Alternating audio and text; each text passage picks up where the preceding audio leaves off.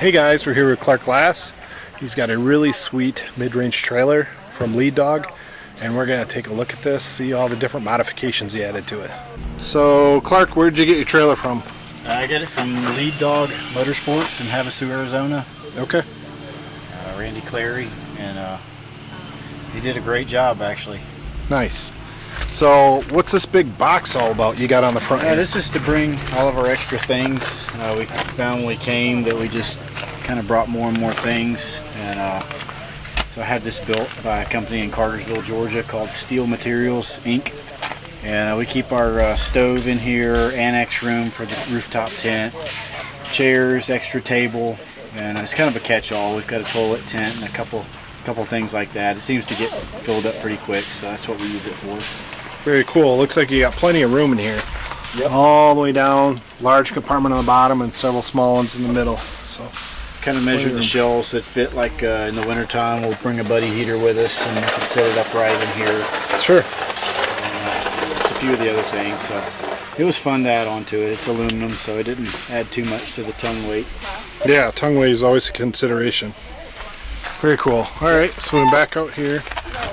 Got this Annex Room. So I guess you call it the Annex Room? What is this called? yeah, it's actually called the Annex Room. 230 has an Annex Room that you can order for each of the rooftop tents. And me and Ashley decided, like after using this some, that we love being able to sleep in here inside the trailer and on top. But we like the first couple trips we went on was really bad weather. We had sideways rain for 2 and 3 days straight, and cold weather and some snow, and we decided we really like having an area that we could go to and kind of eat and hang out when the weather's bad. So Nice. How big is it inside? I think it's 8 feet by 8 feet roughly. Okay.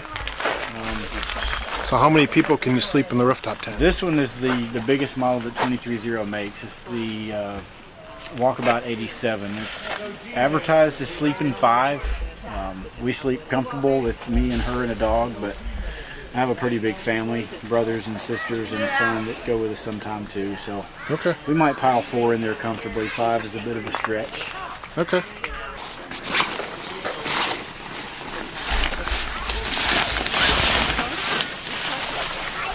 Wow, you got a lot of room in here. And this is where we'll hang out when the weather's bad or get away from the bugs. Yep.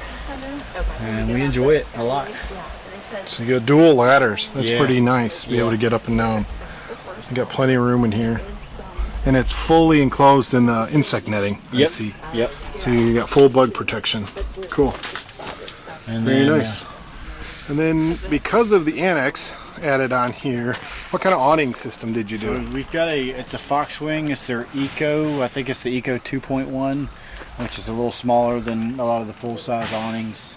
We didn't need quite as big of an awning since we had this area to stay in. I basically just needed just an area to eat and kind of hang out in and be dry when it's Sure. raining. We do our cooking obviously back here, and this is kind of an area we'll congregate at mealtime. So it is nice to have a little bit of a dry area, but it's smaller than like the Darchies and some of the other Foxwings. Sure. And then what the configuration in the back? Yeah, it's just a standard galley area that Hiker has with one of their models. It's the only thing we added, I think, extra from Hiker was the slide-out drawer, Okay. and then the pass-through doors. Okay. So, So you got the center pass through. yep. And then you ran with the sandwich shelf, Yep. I see. Yep, we use that a good bit actually. We Nice. tend to fill this up with a lot of goodies. So cooking, we'll tend to pull this out and use it, and then push it in when we're done.